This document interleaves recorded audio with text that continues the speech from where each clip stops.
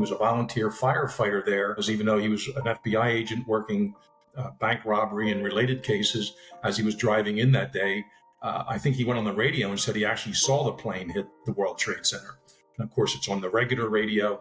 And he decided, with his firefighting equipment in his trunk, to go right to the site, park his Buick car there, and put on his New Jersey firefighter jacket.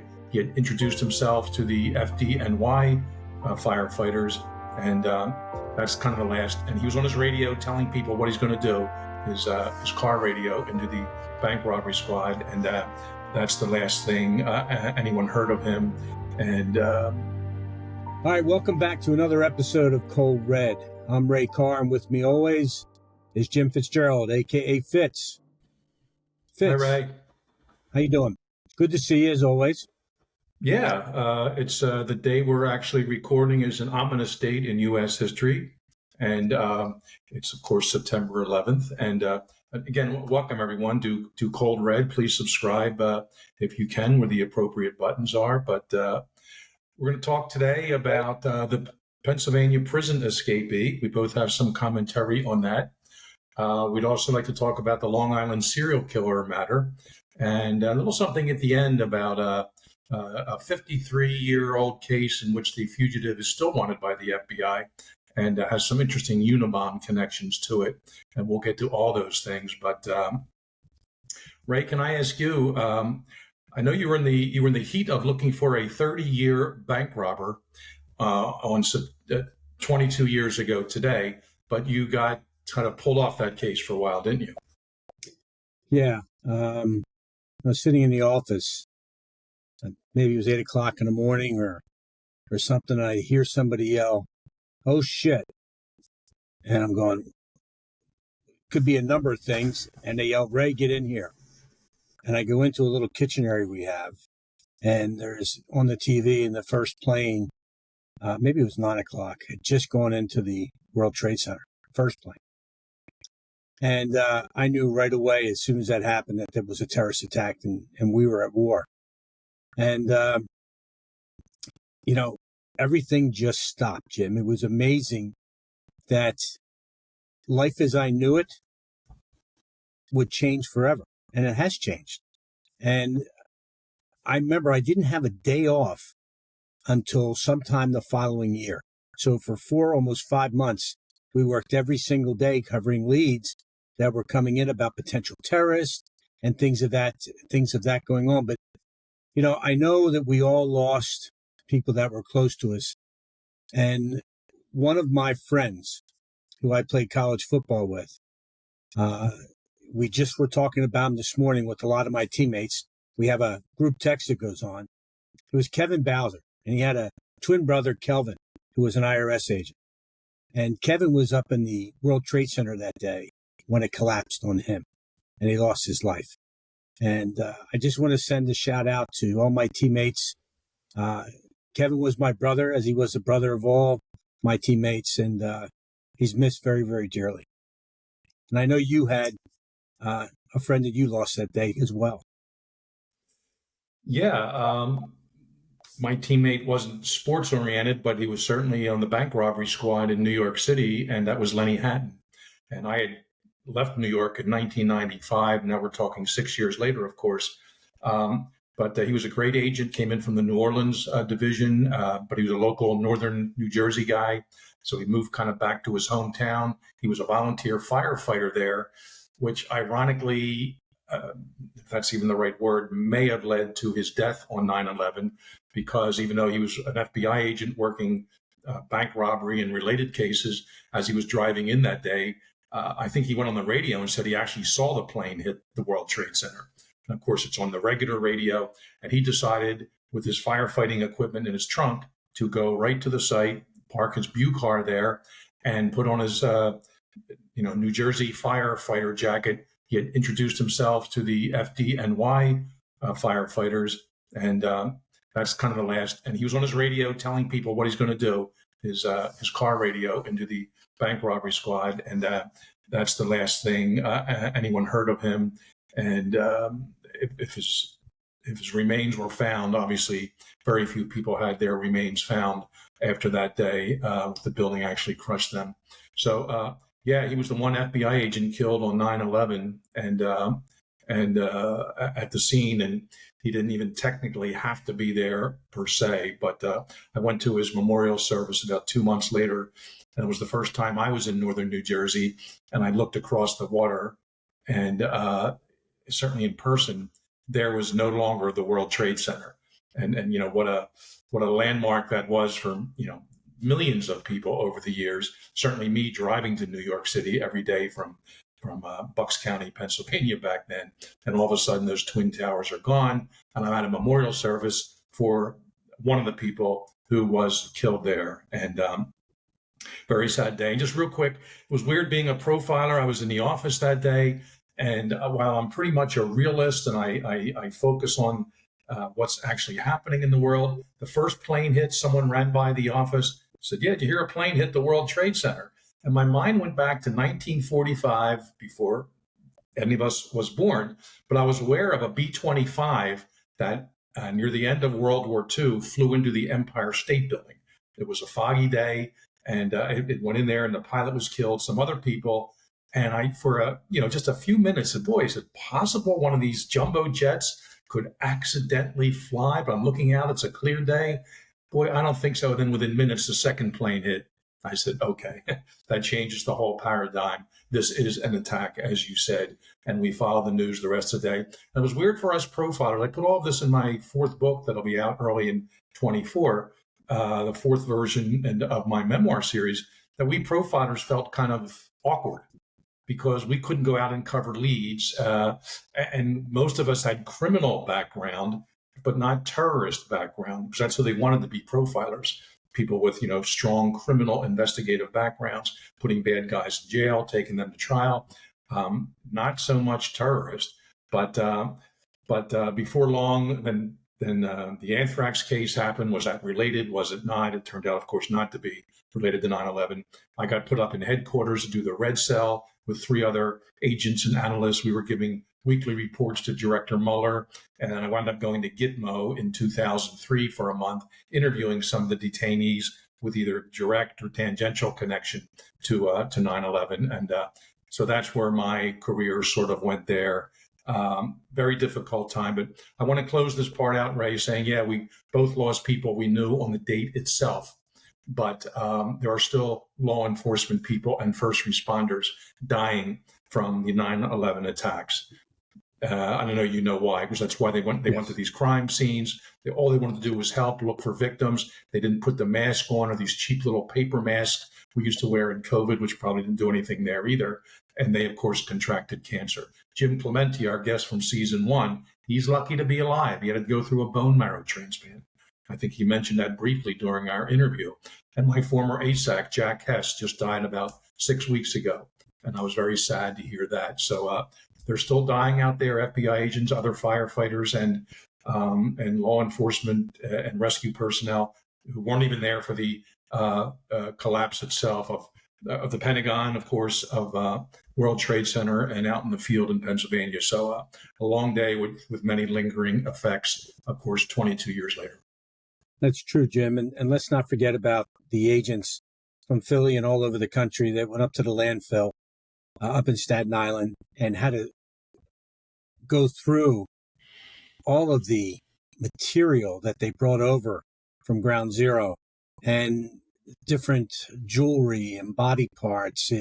It was a trying experience, and they too are concocting or getting diseases and cancer clusters because of being exposed to that stuff. Those at the Pentagon, the same thing.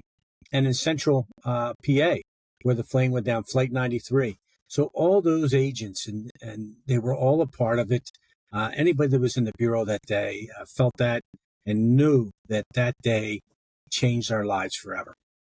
It really did. Yeah, just closing this part out, I did go to the Pentagon about 2 weeks after the plane crashed there. Luckily, the people running that operation knew to put us in full hazmat suits. Yeah. And I did wear a full hazmat suit, helmet. I mean, everything covered, duct tape around any connective type parts. And And knock on wood, 22 years later, no indications of any problems with me. But the people those first few days, first weeks at all these sites, many of them have died, and many of them are fighting cancer, and it's a very difficult thing. So, again, our condolences to the 3,000 who were lost by the plane crashes themselves, and certainly to the people who have died since then and are still suffering the effects of the cancer from inhaling the various asbestos and other materials at those sites. So I felt, Ray, you and I both agreed that, being 9/11, we had to say something Absolutely, in that Jim. regard at the beginning. The show is about victims. We try to make every episode focusing on the victims, both how to, and of course, our last guest, Dee McDonald, or is it Di McDonald? She goes by both. We decided to call her a survivor, and I agree with that. But if you're actually dead, you are a victim, and we've known too many of them over the years, certainly from 9/11 as well as other crimes that we discuss. So the least we can do on our program today is discuss that tragic day and those tragic events. Well, just to close out, let's just say that for all those that lost their lives that day, may they rest in peace. And for all the families that lost somebody that day, may you find solace in whatever it is that brings your memories of that special day, and know that we're thinking of you on this day and every day. God bless you all. With that said, Fitz, we're skipping a guest this week. We've both been a little busy. You have been on Fox Nation talking about the Long Island serial killer. And I was on Good Day Philadelphia last week and on a radio station this morning talking about this PA prison escape. So a lot is going on right now. It really is. So let's start with what's going on with this Long Island serial killer case. What can you tell us, Fitz? Well, yeah, I obviously was aware of that from early on in 2009, 2010. Bodies are being found. We have a guest coming up later this season, Bobby Chacon. He actually grew up in that area, so he'll have some insight to give us. I know he's done some media interviews about this particular case.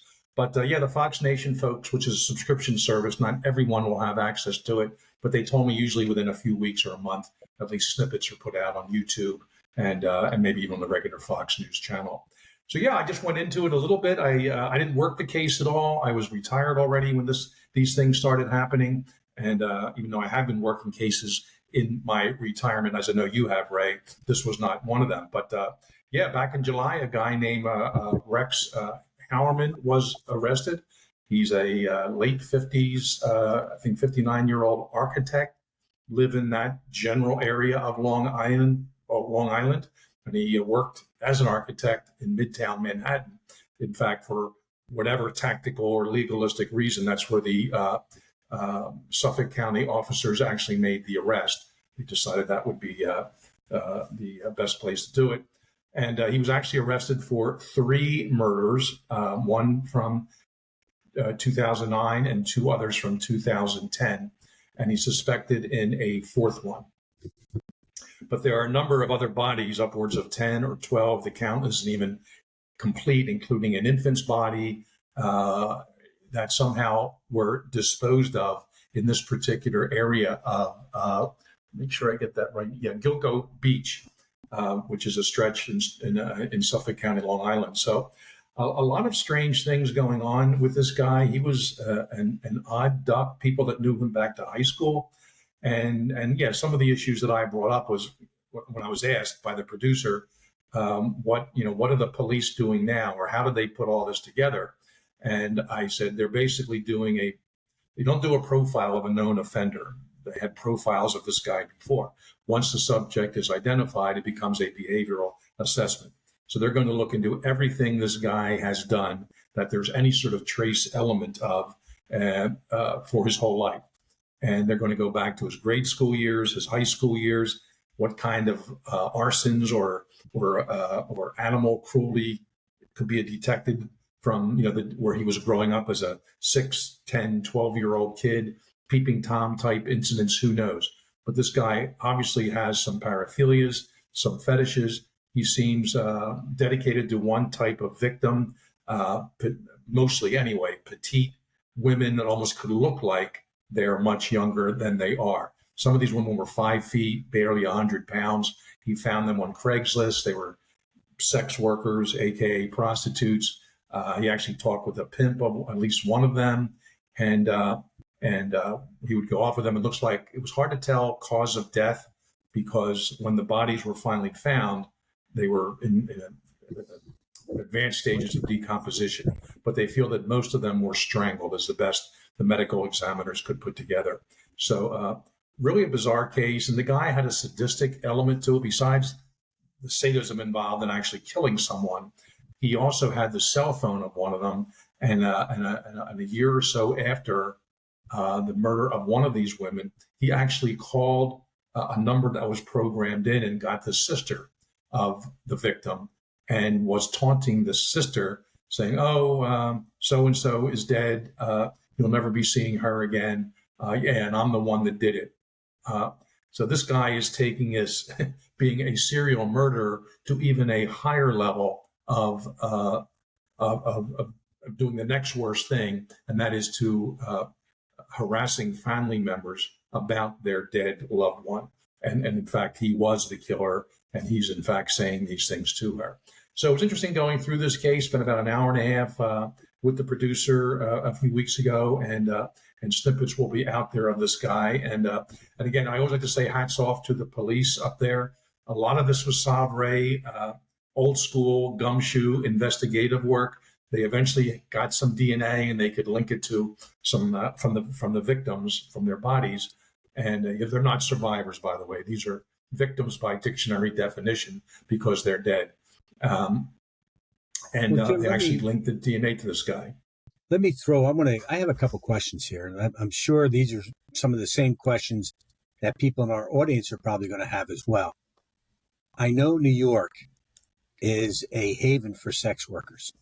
So for a serial killer, I would think it's fairly easy to hide in a city like New York, in and out. Is that about right? Well, sure. I mean, what's it, 8 million people now? In the last few years, it's maybe a million more of undocumented people all over the place. This is Suffolk County. And looking back at this, I purposely tried to put a profile together in my head before I read all the media information and the search warrant affidavits, things like that.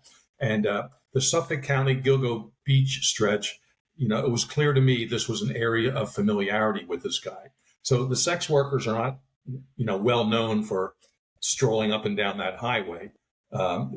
It just doesn't happen there. But this guy knew how to find them either in or about New York City, the boroughs of Queens or Brooklyn, hook up with them, get them in the car. And one of the big things we discussed, and I know you well know this, in any crime like this, and specifically these sets of crimes, there were at least 3 crime scenes. One where the victim was picked up. The third one was where the body was disposed. But the second one was where the murders took place, and no doubt the rapes. I'm not sure they're technically rapes if he at least paid them some money up front, or at least they thought they were going to hold on to the money. But nonetheless, these were sexual assaults. This guy's a sexual sadist. This is a sexual homicide series of them. And so there's 3 separate crime scenes. And what the police are going to be looking for and focusing on, where's the middle one? Where were the crimes actually committed, the murders themselves? They don't think them happened in the scenes. Probably in a car. I believe he drove some kind of green pickup. It was a Avalanche. I think it was a Chevy, Jim, a Chevy Avalanche. Okay. Well, Jim, at least some of them. Go ahead. You're right. When you have these 3 crime scenes, the problem that law enforcement faces is that they never really find out, or very rarely are they able to determine what the first 2 are. They always get the dump site where the body is found, but the act where the crime actually occurs and the pickup, they usually never have an opportunity to determine what those or where those crime scenes are or were, unless the offender tells them. And at this point, it doesn't look like he's much in a cooperating mood. No, and they're going to use cell phone triangulation, of course, closed circuit TV cameras, and they're going to try to pick everything together. The guy was 6'4", so he kind of stuck out a little bit in that regard.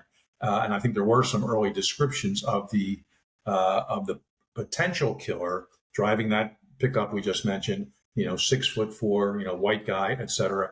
But that's all they could really. That's all they had for years.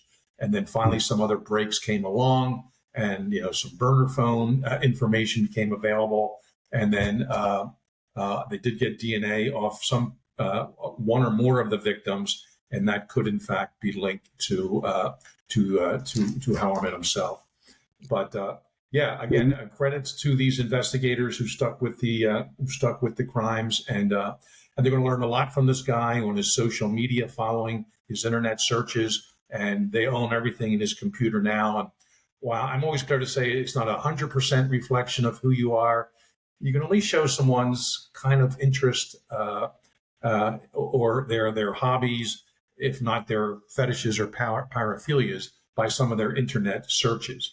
And while that may not prove this guy's a killer necessarily, it can certainly add to the motivational factors when the time comes to trial. And just real quick here, some of the searches he was doing was, have the police identified the Long Island serial killer yet? And why haven't the police identified him?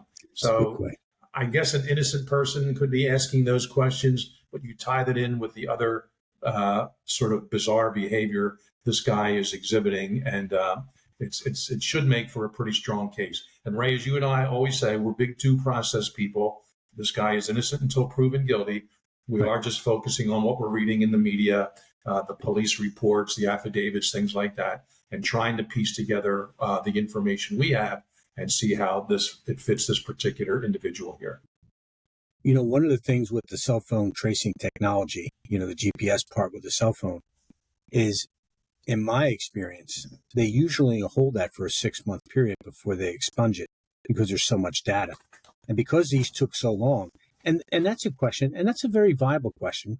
We're getting a lot of that same questioning from people. I took a couple calls today. Why the heck is it taking so long? Why is it taking so long for them to catch this guy? I mean, heck, Jim, he's 6'4", close to 300 pounds. He's a cheesesteak away from 300 pounds. And I mean, why can't they pick him out of here? Why can't they grab this guy? And I wish we had the answer to say, well, the reason why they didn't is because of 1, 2, 3.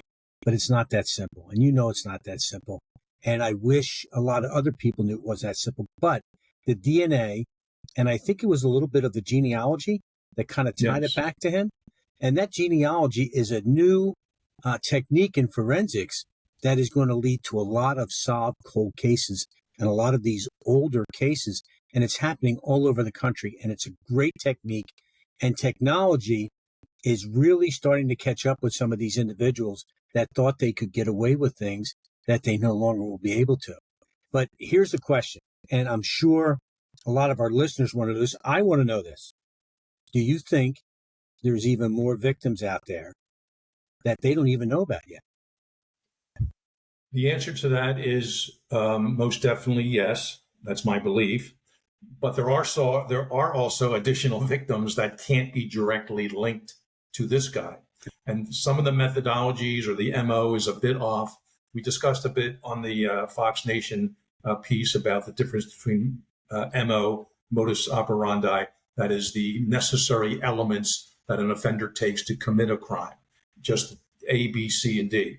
What we also talked about was the signature elements of a crime. They are pleasure-seeking or need-driven behavior based on this individual and the opportunities he takes with his victims while committing a crime. It may be cutting off some of their hair. It may be taking body parts, and we're familiar with those cases. It may be removing underwear or driver's license. They're going to be looking for some of those trophies or souvenirs within all the property owned by Hallerman in this case. So there's still a lot of evidence they're going to be working on. We're not getting this released to us on a daily basis. This will come out at the time of the trial, of course. But yeah, it's not. And look, there are copycat killers that decide to, because even in 2010 or so, there's information about sort of I hate to use the word dumping ground for bodies, but a disposal site for bodies along this stretch of highway in Suffolk County. And there could be someone that wants to knock off an old girlfriend, an ex-wife, whatever, does it, dumps them there, hope doesn't get found for a while, the person, and then, oh, it's the same serial killer. They're not going to suspect me. But so whether it's an individual homicide that occurred or someone else decided to ply their trade of being a serial killer, that can't be ruled out either. But for now, it looks like at least they got him, Hillerman, for 3 homicides with strong suspicions of a 4th. And I'm sure they're still trying to build their case in that regard. You know, Jim, there was, and I don't have the exact date, but there were 4 or 5 bodies that were laid or exposed or disposed of along a stretch of roadway down in Atlantic County outside of Atlantic City. And I think that was 2008, 2009, 10, something of that nature. And when I saw that, I immediately reverted back to the Hillside Stranglers. Remember the Hillside Stranglers, where he laid out the prostitutes along the side of the road? The difference with him, Bruno and Bianchi, is that what they did is they washed the bodies. And a lot of people say, well, why did they wash the bodies? And then you go back that's kind of like a signature aspect to the crime. Of course. Because it's something that wasn't needed in order for them to successfully commit the crime. It was done out of need-driven, psycho or physiological need on the part of the offenders. And I wonder about this individual. I would wonder if they look in his computer, are they going to find that he researched other serial offenders? I would really like to know that. But I'll tell you what, I know one thing we're going to do. We're going to keep our audience well informed about this as we move forward. I know you'll be involved in this, and I'll be checking in with you to see what you're doing. But what do you think about switching over here to this to Pennsylvania and this escaped prisoner? Here's a guy, Jim. He's in his 12th day. He escaped at 9:03, 9:06 in the morning at Chester County Prison by scaling a wall. And he scales this wall. And when I first saw that, I went, there's no way that this guy walked out there the first day, first attempt, and scales this wall at 5 foot, 34-year-old male, and scales this wall. He had to practice, whether he practiced in his cell or he had someone that helped him. Someone else inside that prison knew. And I always thought that, based upon my experience, that he did a great job in breaking out of the prison. He planned it extremely well. He really did. He planned it well, but I don't think he was that acute at planning what he does after he gets out. I don't think once he got out, he went, holy crap, what am I going to do? And they locked this guy down. Now, who is this guy? Who is this Daniello Cavalcante? Who is he? He's from Brazil. He fled Brazil because he shot a friend of his and killed him over a debt that he owed him over fixing a car. So what's that tell us about him? He's good with his hands. He's probably pretty good at knowing some things. He flees to Puerto Rico. He gets to Puerto Rico. He makes it in the United States. When the borders are wide open, he makes it in the United States. He makes his way up to Chester County. He's in the Phoenixville area. He meets a girl that has 2 children. He starts dating her for a year. And everybody says, oh, he's a pretty nice guy. He's a pretty nice guy. He's not a bad guy until he starts drinking. And then he gets nasty. Gets real nasty. Well, apparently he must have boasted or said something to someone, but his girlfriend found out about the homicide in Brazil. And she says, I don't want anything to do with this guy. I'm going to go to law enforcement. And she says, I'm going to the cops and telling the cops what you did in an argument they had. He comes back and says, you're not going to do that. And he has a knife, and in front of her 2 children, he stabs her 30 times. And people say, well, why did he stab her 30 times? You don't need to stab someone 30 times to kill someone. That's correct. So there's a lot of anger here. And with a knife and the use of a knife, it's very personal. And so he does this. He gets caught, but he flees. He flees Phoenixville, gets in a car, and he's driving. And guess where they catch him? Down your old neck of the woods, down in Virginia. They catch him down there. They extradite him back up here. He's found guilty. He's in prison. He's in prison. On September 1st, he's going to be moved to a state correction facility. The county prison is usually a holding facility for those prisoners that have sentences 2 years or less. Anybody with more than 2 years of a sentence, okay, is transferred to a state correction facility unless you're awaiting trial on current charges. And that's why he was at this prison. Now, how he got up, and if you look, and people can go on and look at the scaling of the wall, and if you look around the waist, he had extra clothing around his waist. And he used that extra clothing to be able to get through the razor wire that they had in getting over the fence. I still like to know how he did that, and still like to know how nobody saw him. But the thing is that the officer who was in the tower, 18 years on the job, I don't know what was going on, but I hear there was a cell phone in the tower, which is a no-no, and he was terminated. He was suspended with intent to dismiss, and they dismissed him. So this guy is out. He's in this area outside the prison in Bucopson, Pennsylvania, which is probably about 25 miles kind of west of Philadelphia, and probably about 30 miles north of Maryland and less than 5 miles from the state of Delaware. And he's in the woods, and the terrain is tough. Darkness, weather conditions are very, very difficult. It's just a real, real problem. And then Saturday night, raining like crazy, he finds a hole in the perimeter that they have secured. And he goes to this place called Bailey Dairy, which is only 1.8 miles from the prison. And he gets into a truck that has the keys in it of a place where people are still working. So it's on inside this dairy, and people are probably going back and forth. So they're leaving the keys. It's on site. It's not like it's in someone's driveway, but it's on site. He gets in, he takes off. He gets about 20 miles before the truck runs out of gas. But where does he go? He goes to a place he's familiar with. He goes back to Phoenixville. And what does he do? He goes to try and find help. He goes to two buddies' houses, right? He rings the doorbell on a Ring doorbell. Now, here's the problem I have with the Ring doorbell. I have a Ring doorbell. And if someone rings my doorbell and I'm not at home, it kicks to my phone. Even if I am at home, it kicks to my phone. So I can either talk to them from I'm out to dinner, or I'm out at a friend's house, or I'm in the home. I can talk to them right from my phone. This person doesn't say anything to anybody till he gets home, which is about 2 hours later. And then he calls police, which tells me, and I don't know if there's any recording, but he's giving his friend time to move on. I'd talk to that guy real hard if I were the police, and I'm sure they are. So right now, it's kind of changed. The whole investigation of what they had, where they had a perimeter, kind of like if you look back, Norman Johnson, I was involved in that one in 1999. Who was part of the Johnson gang. He escaped from a prison up in central PA. He makes his way down, comes down to Chester County, which is an area he knows, right? Here's a funny story about that. He steals a car, which he was good at. He was good back in the day. That's what they did. They were involved in ITSP. The FBI was involved in that investigation. A good friend of mine, Dave Richter. Matter of fact, Jim, we should think about having him on one day to talk about the Johnson case.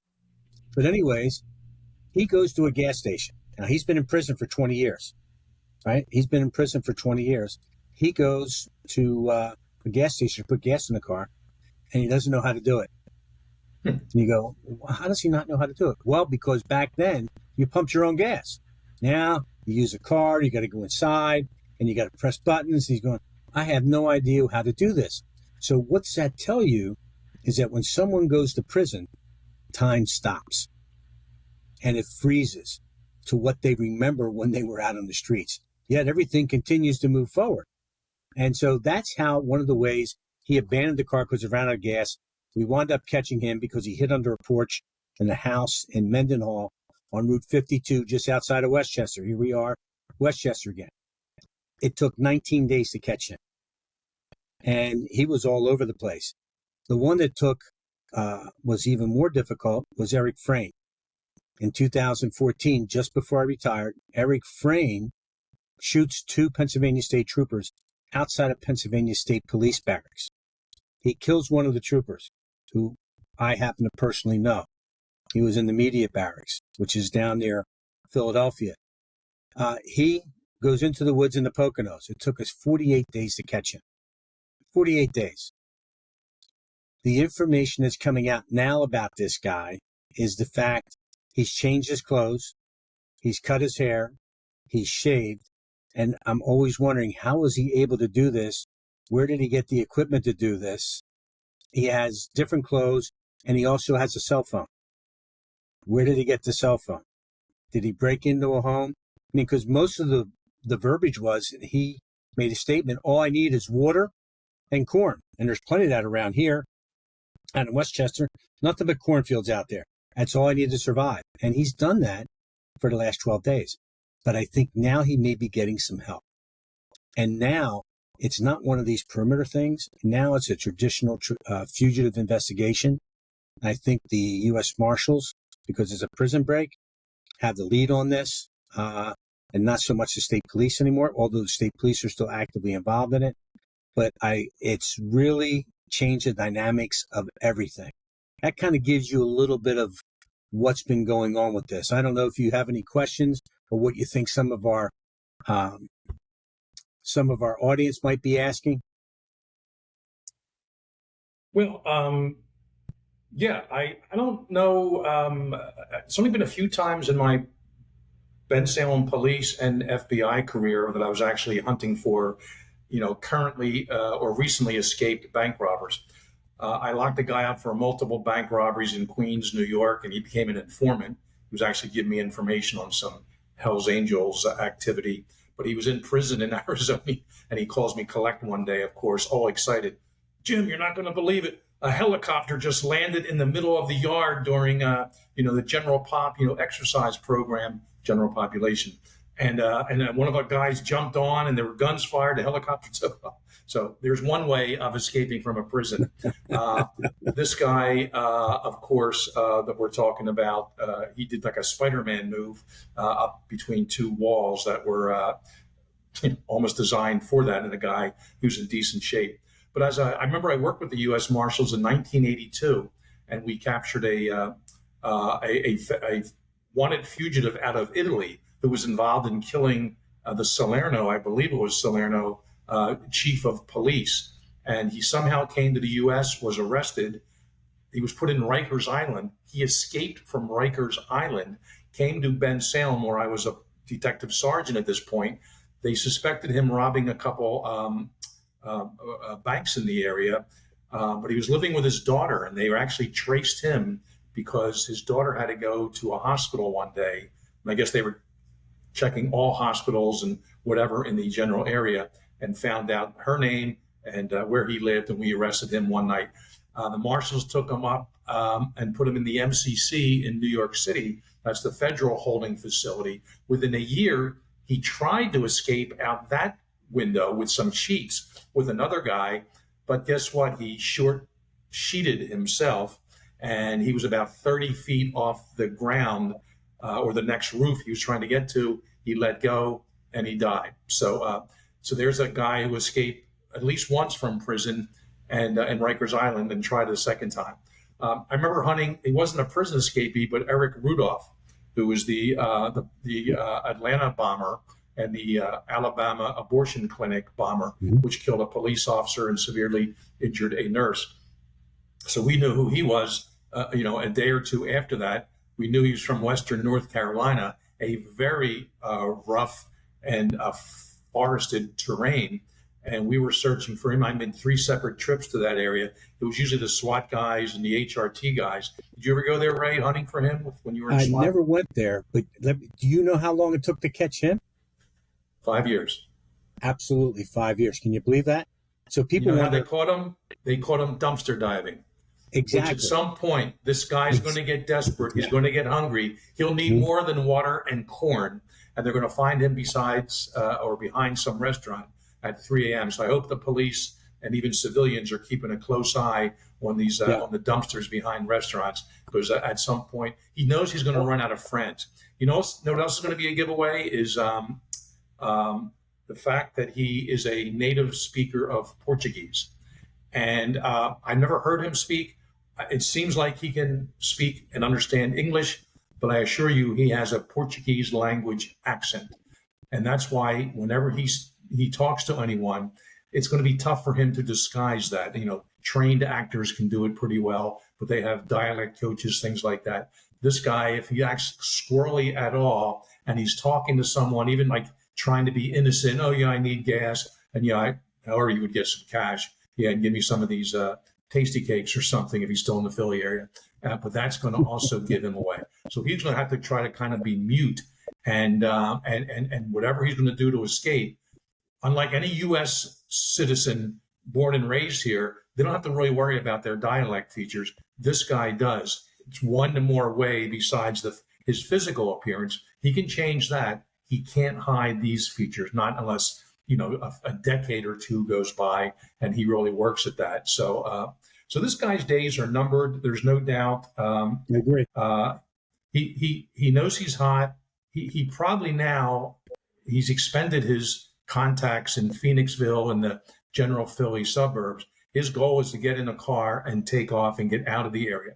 There was a prison break in 2021 in Alabama where a guy kind of sweet talked. It was 22. I'm sorry, 2022. A convicted murderer sweet talked a female warden or deputy warden, and she helped him escape. And they were on the lam for 11 days, finally caught in Indiana. Now, he had inside help, and that's how, so once he got out, his egress from the area was much easier. There was the two prisoners who escaped out of New York State back in 2015. One of them was shot. They were on their lam for three weeks. They had a woman inside, a clerk, a secretary, help them. Mm-hmm. They dug out through a tunnel, but she didn't show up at the other end to give them clothes or a ride. So they were 3 weeks basically on their own. And one was killed by the police. One was captured a few days later and put back in. But these guys, if they even have a little bit of smarts, it's not too hard to be, a week to 10 days to 2 weeks out there. If it gets a little bit more, time frame than that, it gets a little bit tougher in that regard. So, but I'll tell you the one thing. My final bureau trip was in 2007 to Sao Paulo, Brazil, and I was training police officers there, and they get like 1,000 police officers killed per year in the country of Brazil. I said, those numbers are phenomenal. Then they kind of say, yeah, but we kill about 20,000 bad guys in Brazil. And he said, and we started talking about the prison system. It is horrendous there. So the last thing this guy wants is to be extradited back to Brazil. He already has a murder charge in Pennsylvania pending. Well, he's been convicted, and he knows he's doing time for that. Quite frankly, he knows he's not going to go anywhere for the rest of his life. This guy is desperate, and I think he would do anything to stay free. But if he's going to be captured, he wants to stay in the U.S. And I hope anyone who comes near this guy, don't try to fight him, whatever. Just get away and call the police if you can do that. But this guy, he'll be getting more desperate as time goes on. He's not sleeping very well. Anyone who's had an infant or has worked, robbery details or surveillances, and we've done both, Ray. You know what it's like when you go without sleep for days at a time. So he's not going to be thinking very well. That could cause him to make mistakes, but it could also cause him to be quick on the trigger. I'm speaking euphemistically here, but in some way of hurting or knifing someone. So he's maybe stealing, he may be shoplifting, he may be stealing clothes off of clotheslines, again, dumpster diving. So he's going to make a mistake. He's going to get caught. Let's just hope no one else is hurt when that time comes. One thing I think it's important to know is that he is an illegal immigrant here illegally. They've already picked up his sister, and they've arrested her. ICE has arrested her, which is Immigration Customs Enforcement, has arrested her, and they're deporting her back to Brazil, as she came over as well. So here's the thing. If you help or abet a fugitive, or if you hide a fugitive, you're going to be arrested. you're going to be charged. Law enforcement does not take that very kindly. They become they're especially with someone like this. So they know what he's familiar with. They've talked to former coworkers. They've talked to the woman's former family. They're concerned about their own safety, about him coming after them. So Jim is right. I mean, look, this guy is armed and dangerous. We have no idea what he's in possession of. Is he in possession of a weapon? Is he in possession of a sharp object? I would say, in the abundance of caution, yes. And if you see him or you have information to where he may be, immediately call 911. Don't try and be a hero and say, you know what? I know there's $20,000 out there and it's probably going to go up. I'm going to take care of this myself, so I make sure I get the money.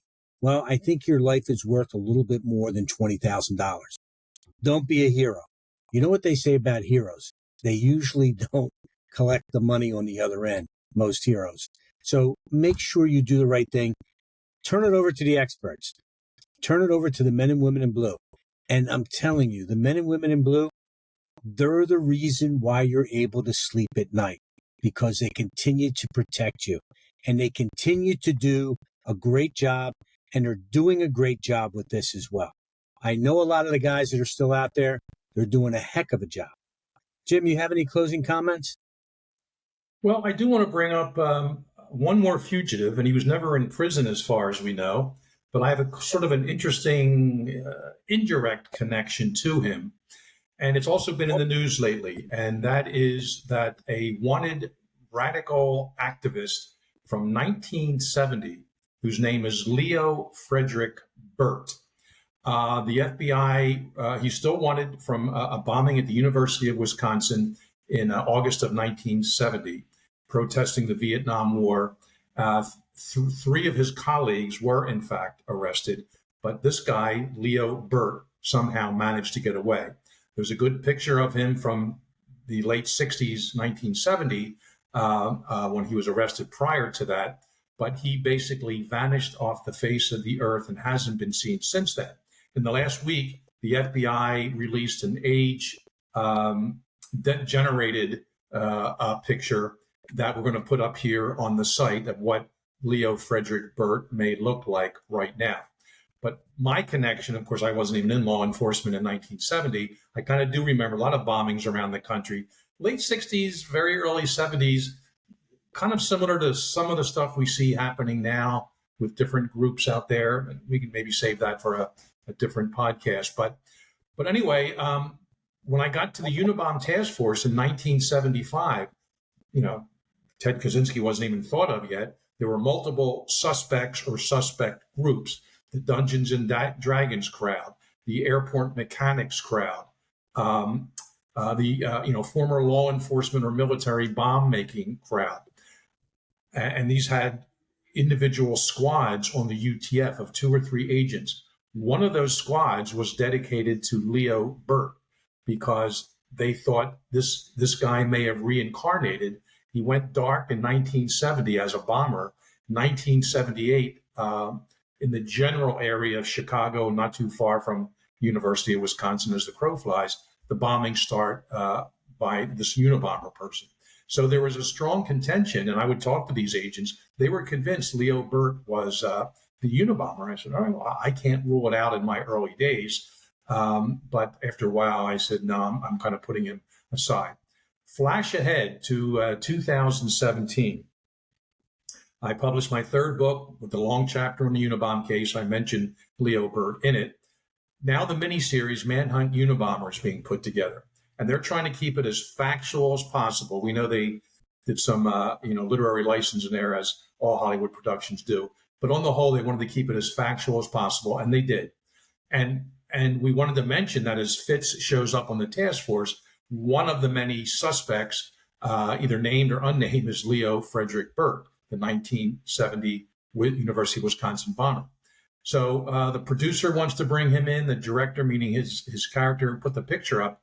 And I said, yeah, that's great. And maybe we can even identify this guy through this miniseries and finally get him arrested.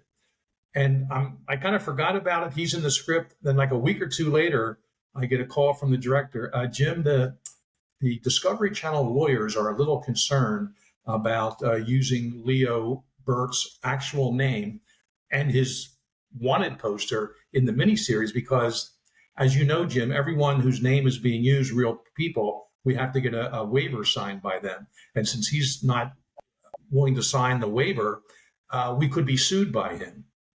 I said, wait a minute.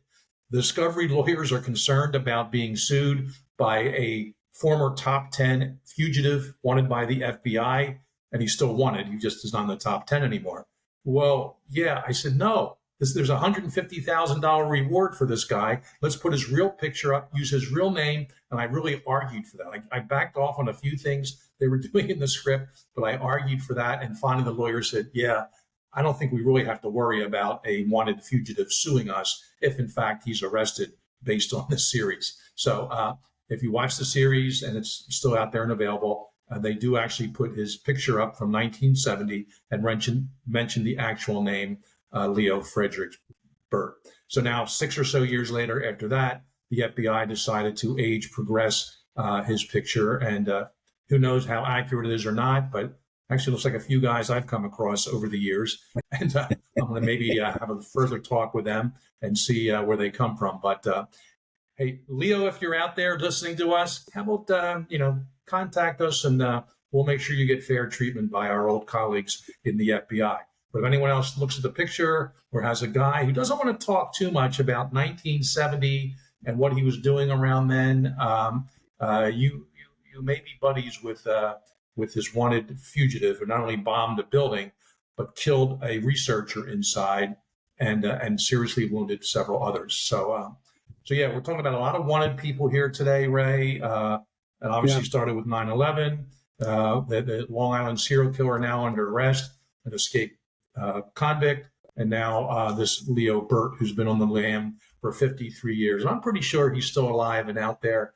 And it'll be nice if we can finally identify him after all these, not just years, but decades. So Code Red listeners and viewers, you're tasked with this. Don't do anything crazy. If you see something, say something, call the police. And at least for Leo Burt, you got $150,000 in your pocket if it actually turns out to be him. Jim, you never know. He may decide, you know what, Jim and Ray, you guys are nice guys. I'm going to come on your show and turn myself in. And that would just be fine with Jim and I. We'd love to have you on the show, Burt. Just come on. And, you look at it this way. You wouldn't have to look over your shoulder anymore. That's a good thing, right? That is a good thing. Remember a columnist for the Philadelphia Daily News named Chuck Stone back in the 80s and 90s? Yes. He somehow he would write, and all these wanted fugitives, even like cop killers, they would wind up contacting him and they say, I'll turn myself into you. And he would make sure to meet them and, nothing would happen. They'd get lawyers, whatever. So I think Chuck Stone is long gone. But if somebody who thinks knows they're wanted for a crime and wants to get this out of their system, and my last story about this, I'll never forget, is a brand new store detective at Strawbridge and Clothier in 1975. I made a shoplifting arrest, no big deal, and a couple $100 worth of leather jackets. And we call the police. They come in, take our handcuffs off, they put them on, and they take the arrest over from there. A nice officer. I actually don't remember his name after all these years, although I did write about it in my first book. And he leaves the room, and one of the supervisors, who happened to be a retired Philly cop, you know who that officer is? I said, no. Nice guy. Humble, quiet. Yeah.